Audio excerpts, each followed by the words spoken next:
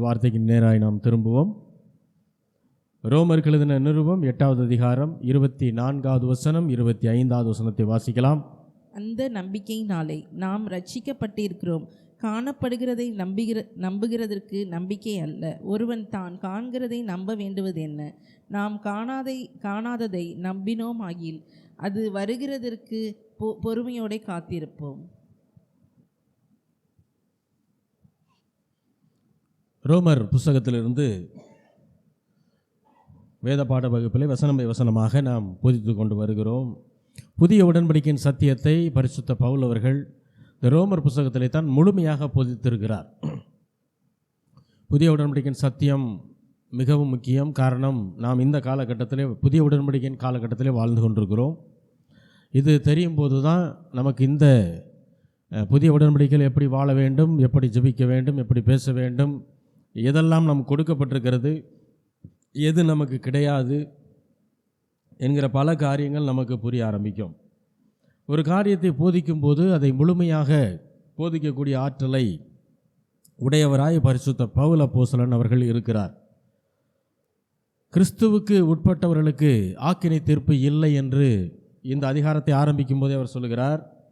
கிறிஸ்துவுக்குள் இருப்பவர்கள் என்றால் ஆவிக்குரிய கிறிஸ்தவர்கள், ஆண்டவரை உண்மையாக ஆவியோடும் முழு மனதோடும் ஏற்றுக்கொண்ட விசுவாசிகள், அவர்களுக்கு தண்டனை தீர்ப்பு இல்லை என்கிற ஒரு காரியத்தை, ஒரு நிச்சயத்தை பரிசுத்த பவுல் அவர்கள் போதிக்கிறார். ஏனென்றால் அதுக்கு என்ன காரணம் அப்படின்னு பார்க்கும்போது, நாம் தேவனுக்கு பிள்ளைகளாக இருக்கிறோம் என்பதை அவர் உறுதிப்படுத்துகிறார். நாம் தேவனுக்கு பிள்ளைகளாக இருக்கிறோம், ஆகையினாலே நமக்கு ஆக்கினை தீர்ப்பு கிடையாது, ஆகையினாலே நமக்கு தண்டனைகள் கிடையாது என்பதை அவர் குறிப்பிடுகிறார்.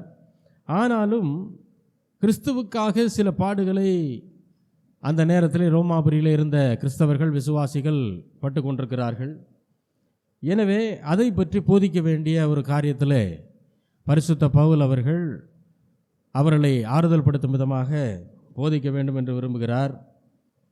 அப்போ அவர் என்ன சொல்கிறாருன்னா, நீங்கள் துன்பப்படுவதே நீங்கள் கிறிஸ்துவனுடைய பிள்ளைகள் என்பதற்கு அடையாளம் என்று அவர் ஒரு காரியத்தை சொல்கிறார்.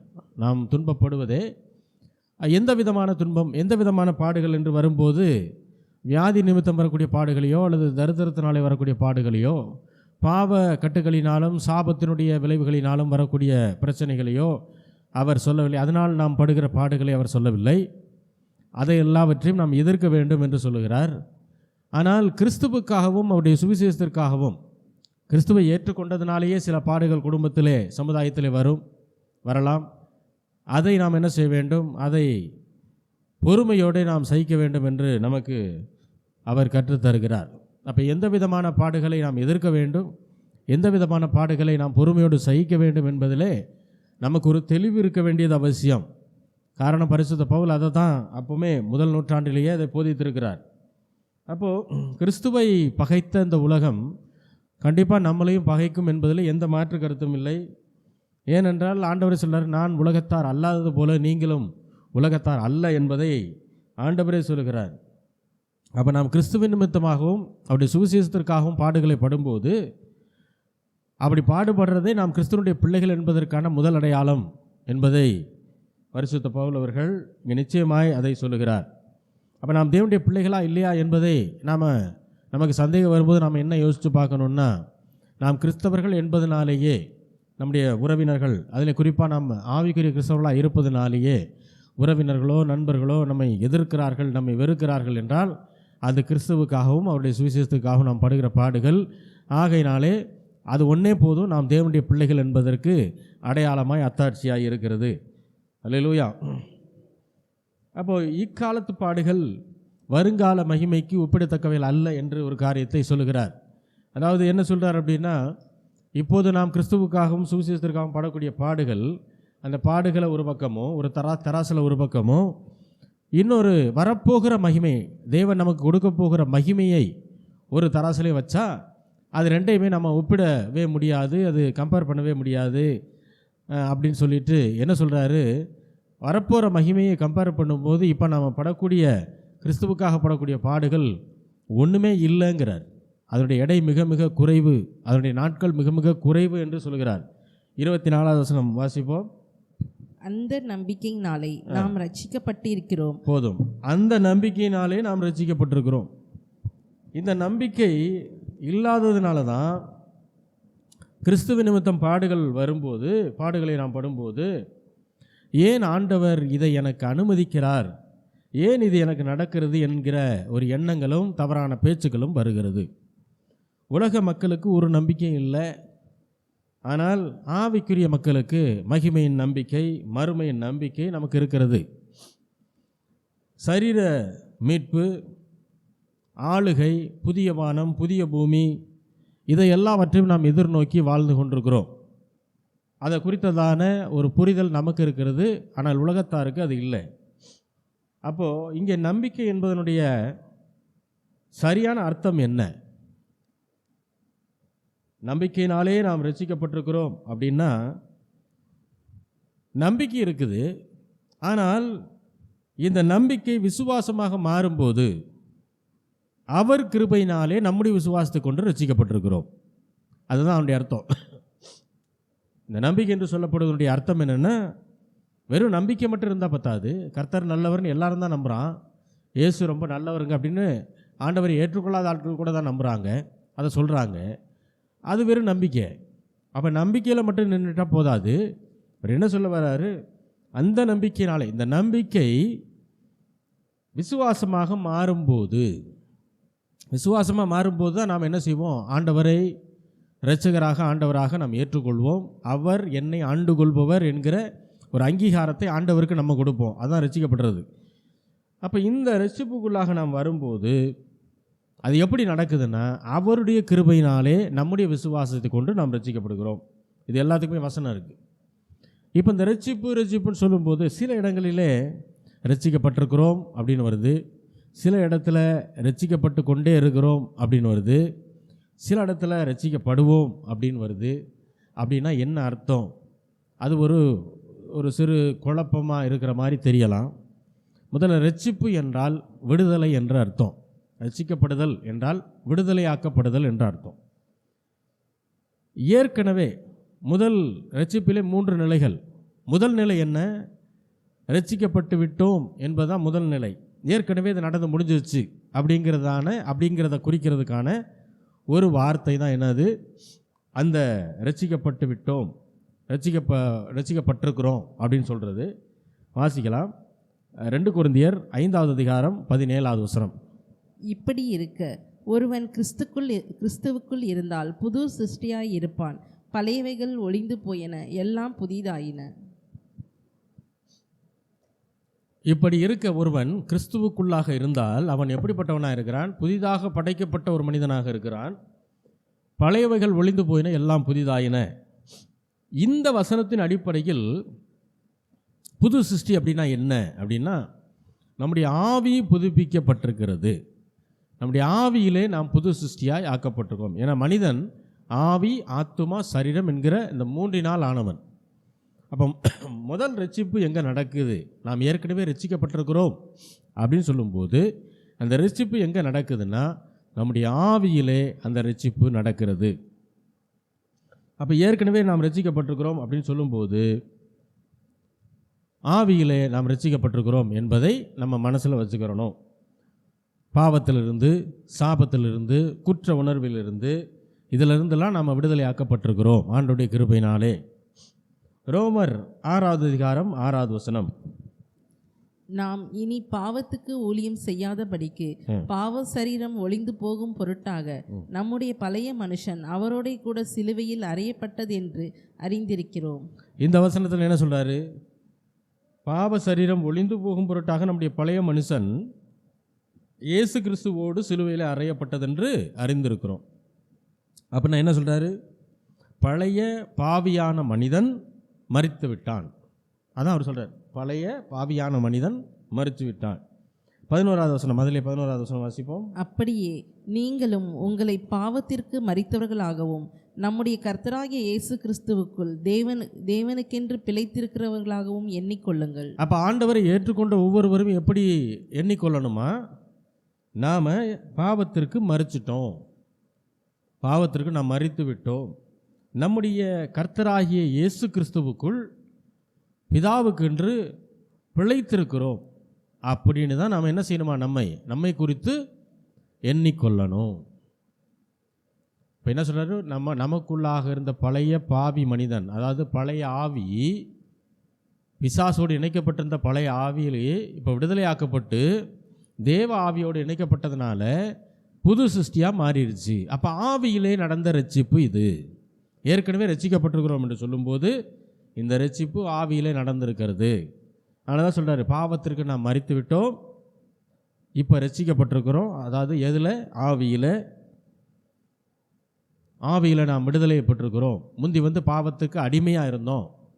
ஒரு பாவம்னு வரும்போது அதை என்ன ஏதுன்னு கூட யோசிக்காமல் அடிமைத்தனத்தில் இருந்ததுனால அப்படியே போய் செஞ்சுருவோம். ஆனால் இப்பொழுது பாவத்திற்கு நாம் விடுதலையாக்கப்பட்டதுனால இப்போ நம்மளால் அதை செய்யாமலும் இருக்க முடியும்.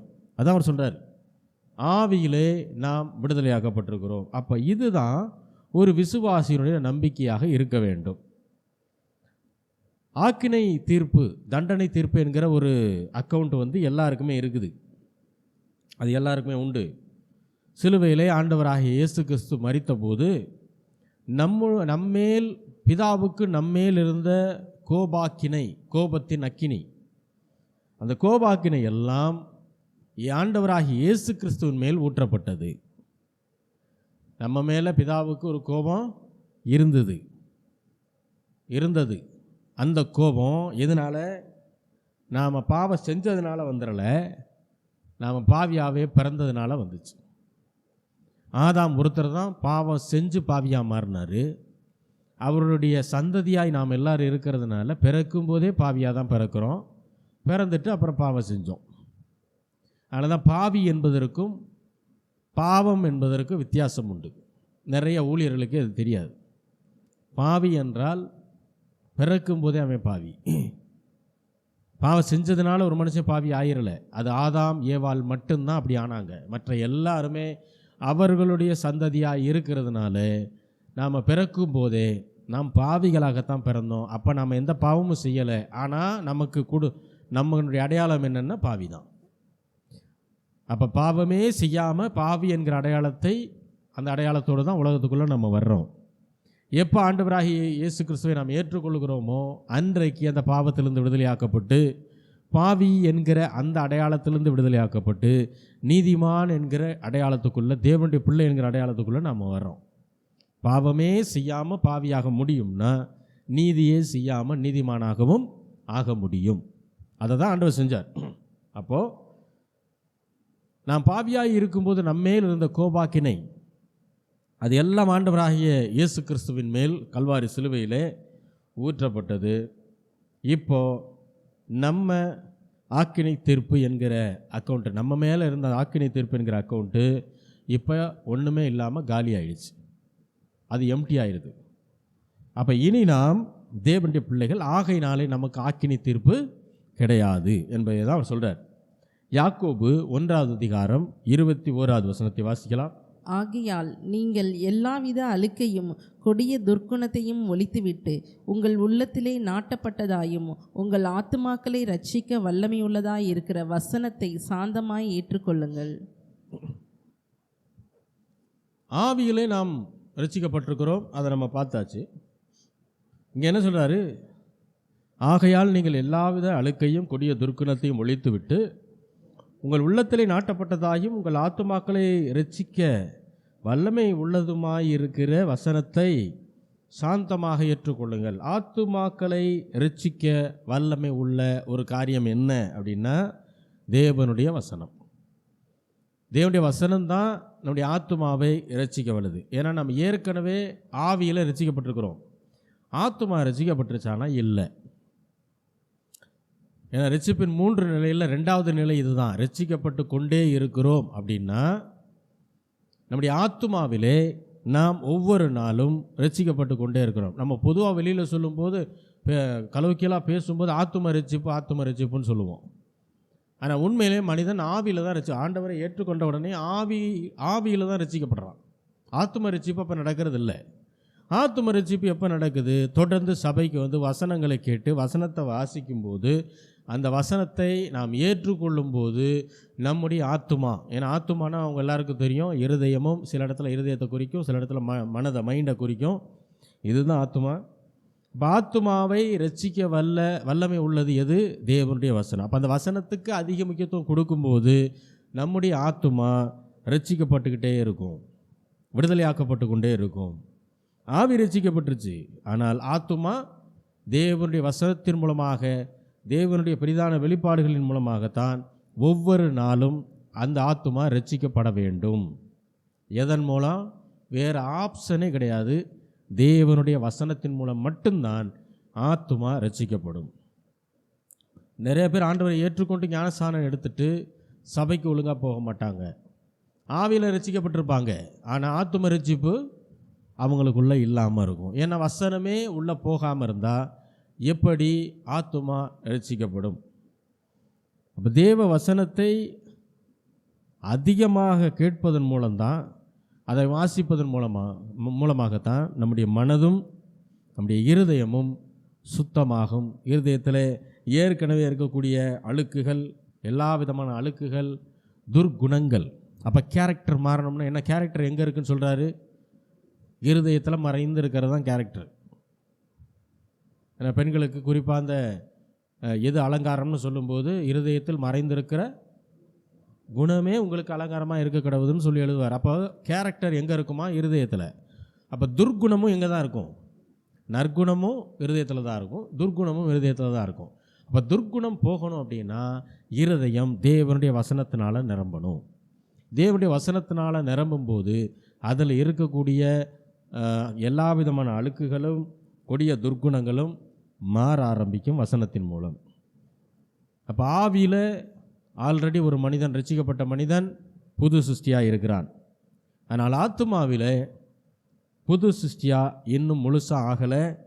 கொஞ்சம் கொஞ்சமாக அவன் மாற்றப்பட்டு கொண்டே இருக்கிறான். கிறிஸ்து வரும்போது தான் அது முழுமையாக பூரணம் அடையும். அடுத்து 1 யோவான் 3வது அதிகாரம் 3வது வசனம். அவர் மேல் இப்படிப்பட்ட நம்பிக்கை வைத்திருக்கிற எவனும் அவர் சுத்தமுள்ளதாய் இருக்கிறது போல தன்னையும் சுத்திகரித்து கொள்கிறான். அவர் மேல் நம்பிக்கை வைத்திருக்கிற எந்த மனுஷனும் அவர் சுத்தமுள்ளவராய் இருக்கிறது போல தன்னையும் சுத்திகரித்து கொள்கிறான். இது எப்படி சுத்திகரித்து கொள்கிறான் அப்படின்னா வசனத்தின் மூலமாகத்தான்.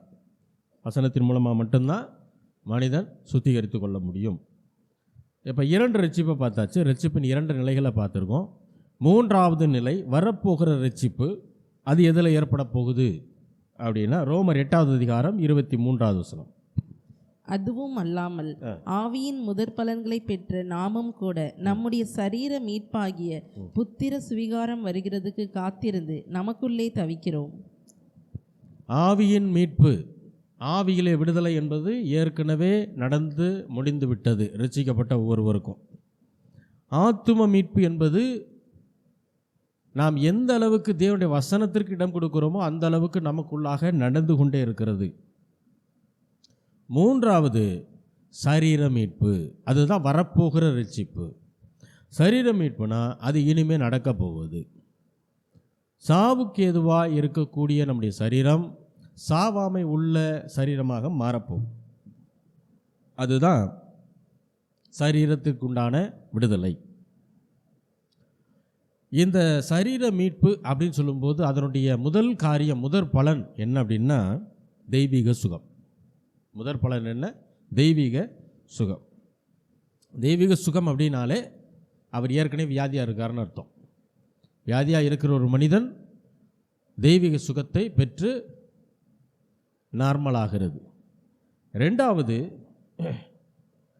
இந்த காரியத்தை சத்தியம் தெரியாதவர்கள் இந்த சத்தியத்தை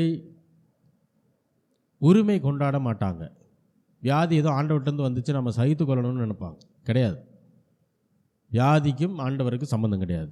அவர் நம்முடைய நோய்கள் எல்லாவற்றையும் சுமந்து தீர்த்தார் என்றால் நாம் சுமக்க வேண்டிய அவசியம் இல்லைன்னு அர்த்தம். அதை இந்த பூமியில் நாம் வாழ்கிற காலம் வரைக்கும் அந்த வியாதியை நம்மளால் விரட்ட முடியும்னு அர்த்தம். அதற்கான வல்லமைகளை தேவன் தம்முடைய வார்த்தையின் மூலம் நமக்கு கொடுக்கிறார். அவருடைய வசனத்தை விசுவாசித்து அதை நாம் நம்பும்போது ஆட்டோமேட்டிக்காக தெய்வீக சுகம் நமக்குள்ளாக வந்து பலிக்க ஆரம்பிக்கும். அப்போ சத்தியம் தெரிஞ்சவங்க மட்டும்தான் தெய்வீக சுகத்தை, வியாதியாக இருப்பது தேவனுடைய சித்தம் அல்ல, அது ஒரு காலம் தேவன் அப்படி விரும்புகிறவர் அல்ல. எப்பயுமே ஆண்டவரை குறித்து நாம் ஒரு விஷயத்தை நம்ம யோசிக்கிறோம் அப்படின்னா, நம்ம பிள்ளைகளை வச்சு நம்ம முதல்ல இதை யோசித்து பார்க்கணும். நம்ம பெற்றோராகவும் நம்முடைய பிள்ளைகளையும் வச்சு முதல்ல யோசிக்கணும். ஆண்டவர் எனக்கு இந்த வியாதியை கொடுத்துருக்காரான்னு நம்ம வாயை திறந்து சொல்கிறதுக்கு முன்னாடி நாம் ஏதாவது வியாதியை நம்ம பிள்ளைகளுக்கு கொடுப்போமா அப்படின்னு யோசிக்கணும். இடையில் லாக்டவுன், கொரோனா அந்த மாதிரி வந்தப்போ ஒருவேளை குடும்பத்தில் ஒரு நபர் பாதிக்கப்பட்டிருந்தால் அவர் தன்னை தனிமைப்படுத்தி கொள்ள, அதாவது தாங்கிட்ட இருந்து குடும்பத்தாருக்கு பரவக்கூடாதுன்னு தான் நினைப்பாரே தவிர எல்லாருக்கும் போய் ஒட்ட வச்சுட்டு வரணும்னு நினைக்க மாட்டார். அதே குறிப்பாக தன்னுடைய பிள்ளைகள் பாதுகாப்பாக இருக்கணும்னு தான் நினைப்பார். எந்த ஒரு நல்ல பெற்றோராக தான் நினைப்பாங்க. அப்போ நாமளே இப்படி நினைக்கும் போது ஆண்டவராகிய இயேசு கிறிஸ்து எப்படி தன்னுடைய பிள்ளைகளாக இருக்கக்கூடியவர்களுக்கு வியாதியை கொடுக்க முடியும் அல்லது அனுமதிக்க முடியும்? அப்போ எப்பயுமே ஒரு சத்தியத்தை புரிந்து கொள்வதற்கு நாம் என்ன செய்யணும்? நம்மை வச்சு அதை யோசித்து பார்க்கணும். அப்போ ஆண்டவர் ஒரு நாளும் வியாதியை கொடுக்கிறவரும் அல்ல, அதை அனுமதிக்கிற தேவனும் அல்ல. வாழ்கிற நாட்கள் எவ்வளோ வருஷம் ஆண்டவர் நம்மை இந்த பூமியில் வைக்க சித்தமாக இருக்கிறார், அந்த காலம் வரைக்கும் வியாதியே இல்லாமல் தான் என்ன செய்யணும்? நாம் வாழணும். அதை நோக்கி தான் நம்ம என்ன செய்யணும்? ஒருவேளை இருக்கலாம், ஆனால் அதை எதிர்க்கணும், அதை அக்செப்ட் பண்ணக்கூடாது. ஏன்னா சத்தியம் தெரியாதவங்க இதை எதிர்க்க மாட்டாங்க. சத்தியம் தெரிந்தவர்கள் வியாதி என்ன செய்வாங்க? எதிர்ப்பாங்க. உதாரணத்துக்கு நீதிமான்னு சொல்கிறோம். ரசிக்கப்பட்ட ஒவ்வொருவரும் நீதிமான். ஏன்னா ஆவியில் ரட்சிப்பு நடந்திருக்கு. ரசிக்கப்படுறதுக்கு முன்பாக நம்ம பாவி. நீதிமான் அப்படின்ட்டாலே நம்ம தேவனுடைய பிள்ளை. அப்போது இதை தெளிவாக விசுவாசித்தாதான் நாம் தெய்வீக சுகத்தை உரிமை பாராட்ட முடியும். சரீர மீட்பில் முதற் பலனே தெய்வீக சுகம்தான். சிலர் என்ன பண்ணுவாங்கன்னா ரொம்ப எதிர்பார்ப்பாங்க. அதாவது கிளைமிங் டூ மச் அப்படின்னு சொல்லுவோம். அது என்னன்னா சாகாமை இப்போவே இருக்குதுன்னு சொல்லுவாங்க. சாகாமையை நம்ம விசுவாசித்தோம்னா ஆண்டவர் நமக்கு எப்பவுமே கொடுத்துட்றாரு அப்படின்னு சொல்லுவாங்க. அப்படி ஆண்டவர் எங்கேயுமே சொல்லலை. பரிசுத்தவான்களுக்கு சாவே கிடையாது அப்படின்ற லெவலுக்கு ரொம்ப எக்ஸ்ட்ரீமாக இந்த சைடு வியாதியை ஆண்டவர் தான் தர்றாருன்னு சொல்லி ஒரு பக்கம் சொல்லுவாங்க. அது ஒரு எக்ஸ்ட்ரீமு. இன்னொரு எக்ஸ்ட்ரீம் என்னென்னா நமக்கு சாவே கிடையாது, பரிசுத்தவான்களுக்கு சாவே கிடையாது, சாகாமையை பற்றி தவறாக புரிஞ்சுக்கிட்டு பேசுவாங்க. அப்படியே மறிச்சாலும் உயிரோட என்ன செஞ்சிருவார்? வந்துடுவாருன்னு நினச்சி அடக்கம் கூட பண்ணாமல் என்ன செய்வாங்க? வார கணக்கில் வச்சுருப்பாங்க. அப்போது இதெல்லாம் சிக்கலில் மாற்ற ஒரு காரியம். ஏன்னா வசனத்தினுடைய தெளிவு இல்லாமல் நடக்கக்கூடிய காரியம். அப்படி பார்த்தா சீசர்கள் எல்லாம் இன்றைக்கி உயிரோடு இருந்திருக்கணும். ஆண்டவர் ஒரு வேளை சாகாமி எப்போயோ கொடுத்துருந்தாருன்னா அப்படி சீசர்களுக்கு மேலே எல்லாம் புனிதர்களா? அதெல்லாம் கிடையாது. அவங்களோட நம்மெல்லாம் ஒளி செஞ்சிட்டோமா? நம்மளாம் அதை விட இதை பண்ணிட்டோமானா இல்லை. அப்போ அவங்களே உயிரோடு வந்திருக்கணும், செத்து போயிருக்கக்கூடாது. அப்போ எவ்வளவு பெரிய பரிசுத்தமானாக இருந்தாலும் ஒரு நாள் மரணத்தை சந்தித்து தான் ஆக வேண்டும். அப்போ எதை நம்ம விசுவாசிக்கணும் அப்படின்னா, வியாதிகள் இருக்கிறவர்கள் தெய்வீக சுகத்தை ஆண்டவரிடத்தில் கேட்கலாம், தவறு கிடையாது. ரெண்டாவது, எப்பொழுதுமே ஆரோக்கியமான ஒரு வாழ்வு வேண்டும் என்று ஆண்டவரை விசுவாசித்து கேட்கலாம், அதுவும் தவறு கிடையாது. ஃபஸ்ட்டு இது வியாதியாக இருக்கும்போது தெய்வீக சுகத்தை நாடுறது. ரெண்டாவது எப்போவுமே ஆரோக்கியமாக இருக்கிறது. வியாதியே வராமல் எப்போவுமே ஆரோக்கியமாக இருக்கக்கூடிய ஒரு வாழ்வை ஆண்டவரிடத்தில் விசுவாசி கேட்கலாம், தப்பு கிடையாது. மூன்றாவது, நீடிய வாழ்வை, தீர்க்காயுசை ஆண்டவரிடத்தில் கேட்கலாம். ஆண்டவர் சொன்ன பூரண ஆயுசு வரைக்கும் நான் இருக்கணும் ஆண்டவரே, எந்த வியாதி இல்லாமல் இருக்கணும், பூரண ஆயுசு இருந்து என்னுடைய ஊழியத்தெல்லாம் நிறைவேற்றிட்டு என்னுடைய வேலையெல்லாம் முடிச்சுட்டு நான் அதுக்கப்புறம் தான் பரலோகம் வரணும் அப்படின்னு ஆண்டவர்கிட்ட நம்ம கேட்கலாம், அதுவும் தவறு கிடையாது. ஆனால் இந்த சரீரத்தில் வரக்கூடிய மரணத்தை, சாகாமையை நாம் கேட்கக்கூடாது, கேட்க முடியாது. ஏன்னா ரெண்டு பேருமே ரெண்டு எக்ஸ்ட்ரீமில் இருப்பாங்க. ஒரு ஆள் வியாதியே ஆண்டவர் தான் தர்றாருன்னு சொல்லி ஒரு எக்ஸ்ட்ரீமு, இன்னொருத்தர் நான் பரிசுத்தவான், அதனால் எனக்கு சாவே கிடையாதுன்னு சொல்லி அப்படி போயிடுவாங்க. நம்பிக்கை என்பது என்ன? 1 தெசலோனிக்கேயர் 5வது அதிகாரம் 8வது வசனம். பகலுக்குரியவர்களாகிய நாமோ தெளிந்தவர்களாயிருந்து விசுவாசம், அன்பு என்னும் மார்க்கவசத்தையும் ரட்சிப்பின் நம்பிக்கை என்னும் தலை சீராவையும் தரித்து கொண்டிருக்க கடவோம். பகலுக்குரியவர்களாகிய நாமோ தெளிந்தவர்களாயிருந்து விசுவாசம், அன்பு என்னும் மார்க்கவசத்தையும், இரட்சிப்பின் நம்பிக்கை என்கிற தலைச்சீரா. அப்போ நம்பிக்கை அப்படின்னா என்ன சொல்கிறாரு? தலைச்சீரா, ஹெல்மெட்டுன்னு சொல்கிறார். அப்போ இது ஹெல்மெட் எதுக்கு அப்படின்னா நம்முடைய தலையை பாதுகாப்பதற்கு, பிசாசினுடைய சகல விதமான தீய யோசனைகளையும் தீமையான எண்ணங்களையும் மேற்கொள்வதற்கு இந்த இரட்சிப்பின் நம்பிக்கை என்கிற தலைச்சீரா, ஹெல்மெட்டு மிக மிக முக்கியம் என்பதை பரிசுத்த பவுல் அவர்கள் நமக்கு போதிக்கிறார். ஏன்னா நம்பிக்கை, இரட்சிப்பின் நம்பிக்கைன்றதே ஹெல்மெட்டுன்னு வரும்போது அது தலையை பாதுகாக்குது. ஏன்னா இந்த தலையில் தான் என்ன ஆகுது? பிசாசுடைய தீய எண்ணங்கள், தீய யோசனைகள் எல்லாம் வருது. அதையெல்லாம் மேற்கொள்ளணும்னா இந்த இரட்சிப்பு என்கிற தலைச்சீரா நமக்கு ரொம்ப முக்கியம். எபிரேயர் 6வது அதிகாரம் 19வது வசனம். அந்த நம்பிக்கை நமக்கு நிலையும் உறுதியும் திரைக்குள்ளாக போகிறதுமான ஆத்தும நங்கூரமாய் இருக்கிறது. அந்த நம்பிக்கை எப்படிப்பட்டதா? அந்த நம்பிக்கை குறித்து கொஞ்சம் விளக்கமாக சொல்கிறாரு. அது நிலையானது, உறுதியானது, ஆத்துமாவின் நங்கூரமாய் இருக்கிறது. அந்த இரட்சிப்பின் நம்பிக்கை நமக்கு என்னவா இருக்கா? ஆத்துமாவின் நங்கூரமாய் இருக்கிறது. ஏன்னா ஆத்துமான்னு சொல்லும்போது இருதயம், மனது இதெல்லாம் சேர்ந்த ஒரு காரியம். அதில் தான் என்ன வருது? தீய யோசனைகள், தீய குணங்கள் எல்லாமே அதில் இருக்குது. அப்போது இந்த இரட்சிப்பின் நம்பிக்கை நமக்குள்ளாக இருக்கும்போது ஆத்துமா பாதுகாக்கப்படும். ஆத்துமா என்ன செய்து? பாதுகாக்கப்படுது. ரோமர் 5வது அதிகாரம் 5வது வசனம். மேலும் நமக்கு அருளப்பட்ட பரிசுத்த ஆவியினாலே தேவ அன்பு இருதயங்களிலே ஊற்றப்பட்டிருக்கிறபடியால் அந்த நம்பிக்கை நம்மை வெட்கப்படுத்தாது. பாருங்க, நமக்கு பரிசுத்த ஆவியினாலே தேவ அன்பு நம்முடைய இருதயங்களிலே ஊற்றப்பட்டிருக்குன்னு சொல்கிறார். அப்போ தேவன் மேலே எல்லாருக்குமே அன்பு இருக்குது, யாருமே இல்லை. ஏன்னா அப்படி அன்பு இருக்கிறவங்க தான் ரட்சிக்கப்பட்டவங்கன்னு அர்த்தம். யாருமே அன்பு இல்லைன்னு சொல்லிட முடியாது. ஆண்டவர் மேலே அன்பு இருக்குது. அந்த அன்பு எப்படி வந்துச்சு? ரட்சிக்கப்படுறதுக்கு முன்னாடி அந்த அன்பு இல்லையே. இப்போ ஆண்டவருக்காக நம்ம எதையாவது செய்யணும், ஆண்டவருக்கு பிடிக்காத காரியத்தை நம்ம செய்யக்கூடாது அப்படிங்கிற எண்ணம்லாம் இப்போ வருது. ஆனால் ரட்சிக்கப்படுறதுக்கு முன்னாடி அப்படிலாம் இல்லையே. என்னென்னா பரிசுத்த ஆவியானவராலே தேவனுடைய அன்பு நம்முடைய இருதயத்தில் ஊற்றப்பட்டிருக்கபடியால் அந்த இரட்சிப்பின் நம்பிக்கை நம்ம என்ன செய்யாதான்? வெட்கப்படுத்தாது. ஏன்னா இந்த நம்பிக்கை இல்லாததுனால தான் சிலர் கிறிஸ்துவின் நிமித்தம் சில பாடுகள் வந்ததுமே சோர்ந்து போய் பின்மாற்றத்துக்குள்ளே போயிடுறாங்க. அப்போ இந்த நம்பிக்கை நமக்கு இருக்கிறதுனால கிறிஸ்துவின் நிமித்தம் பாடுகள் வரும்போது நம்ம சோர்ந்து போக வேண்டிய அவசியம் இல்லை. பல்ல கடிச்சிக்கிட்டு பொறுத்துக்குங்கன்றதும் அவர் சொல்லலை. சந்தோஷமாய் நார்மலாக கேஷுவலாக அந்த பாடுகள் என்ன செய்யணுமா? சகிக்கணும். ஏன்னா சத்துவம் இல்லாதவனுக்கு சத்துவத்தை ஆண்டவர் தருகிறார். உன் பலவீனத்தில் என் பலன் பூர்ணமாய் விளங்கும்ட்டார். நம்ம பலவீனம்ன்றது நம்மளை விட ஆண்டவருக்கு நல்லாவே தெரியும். அப்படி இருக்கும்போது இந்த மாதிரி பிரச்சனைகளோ கிறிஸ்துவுக்காக பாடுகள் நாம் பட்டு கொண்டிருக்கும்போது ஆண்டவர் என்ன செய்கிறாராம்? நமக்கு அதை சகித்து கொள்ளக்கூடிய பலனை நமக்கு தருகிறார். அதுதான் ரொம்ப முக்கியம். எப்பயுமே பிரச்சனையை விட்டு விலகி ஓடுறது இல்லை, பிரச்சனையை நேருக்கு நேராக எதிர்த்து பிரச்சனையை டீல் பண்ணணும். அதுதான் ரொம்ப முக்கியம். ஒன்ஸ் நம்ம டீல் பண்ணி அதில் ஜெயிச்சிட்டோம் அப்படின்னா எதிர்காலத்தில் அதே மாதிரி பிரச்சனை வரும்போது நம்ம பயப்படவே மாட்டோம். பிரச்சனையை பார்த்து விலகி விலகி ஓடணும்னா எதிர்காலத்தில் அதே மாதிரி பிரச்சனை வரும்போது திரும்ப என்ன செய்வான்? பயந்துக்கிட்டு. ஏன்னா விலகி ஓடுறதே பயத்தினுடைய அறிகுறி தான், எதிர்த்து நிற்கிறது தான் தைரியத்தினுடைய அறிகுறி. அப்போ இந்த நம்பிக்கை இல்லாதனால சில கிறிஸ்துவின் நிமித்தம் சில பாடுகள் வந்த உடனே சோர்ந்து போயிடுறாங்க, பின்மாற்றத்துக்குள்ளே போயிடுறாங்க. மீண்டும் வாசிக்கலாம். ரோமர் 8வது அதிகாரம் 24, 25 வசனங்கள். அந்த நம்பிக்கையினாலே நாம் ரட்சிக்கப்பட்டு இருக்கிறோம். காணப்படுகிறதை நம்புகிறது நம்பிக்கை அல்ல. ஒருவன் தான் காண்கிறதை நம்ப வேண்டுவது என்ன?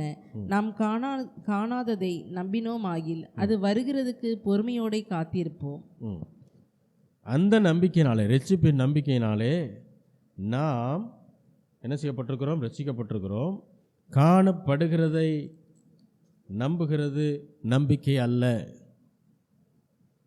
காணப்படுகிறதை நம்புகிறது. ஏன்னா கண்ணு முன்னாடி பார்க்குறத நாம் நம்புகிறோன்னு சொல்லவே மாட்டோம். அதான் பார்த்துக்கிட்டே இருக்கோம். இப்போ இங்கே ஒரு சேர் இருக்குது, இங்கே ஒரு மைக் ஸ்டாண்டு இருக்குன்றத நம்ம யாருமே நம்பணும்னு அவசியம் கிடையாது. ஏன்னா அது கண்ணு முன்னாடி பார்த்தாலே தெரியுது. அப்போ பார்க்கிறதற்கும் நம்புறதற்கும் விசுவாசத்திற்கும் சம்மந்தம் இல்லை. காணப்படாமல் இருக்கிறதற்கும் விசுவாசத்திற்கும் தான் சம்பந்தம் இருக்குது, நம்பிக்கைக்கும் தான் சம்பந்தம் இருக்குது. அதான் இங்கே சொல்கிறார், காணப்படுகிறதை நம்புகிறது நம்பிக்கை அல்ல, ஒருவன் தான் காண்கிறதை நம்ப வேண்டுவது என்ன?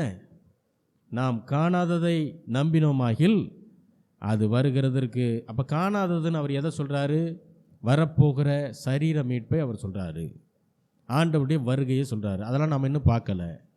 ஒரு சரீர மீட்பு எப்படி நடக்குன்றது நம்ம கண்ணார காணலை. இதுக்கு முன்னாடி சரீர மீட்பு அடைந்தவங்களே நம்ம பார்க்கலை.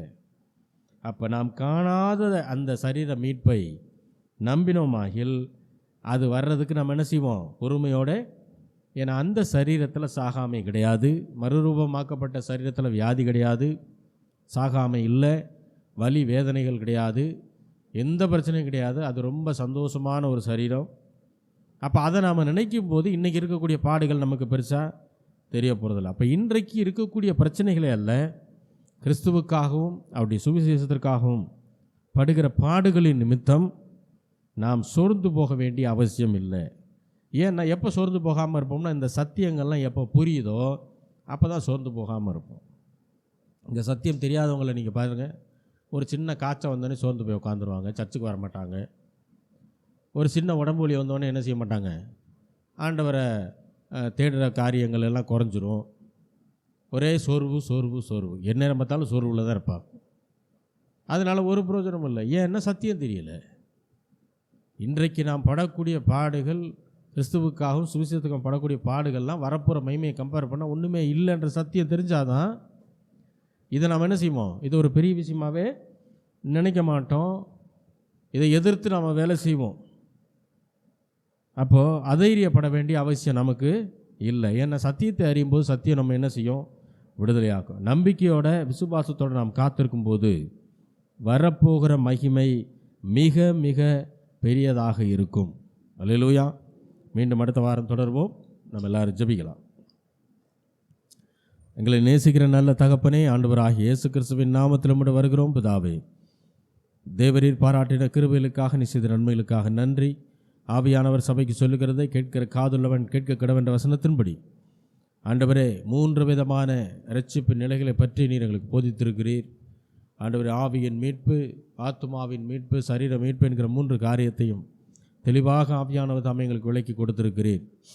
அந்த சத்தியத்தை அறிந்து விடுதலை பெற்று நாங்கள் வாழ கர்த்தாவே கிருபை செய்வீராக.